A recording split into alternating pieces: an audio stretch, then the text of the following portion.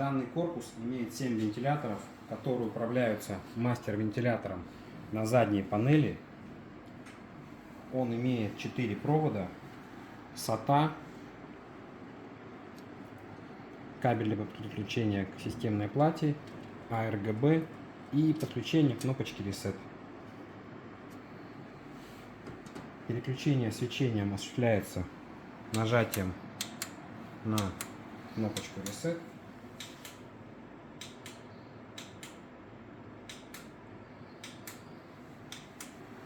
И все остальные 6 вентиляторов подключаются последовательно друг за другом.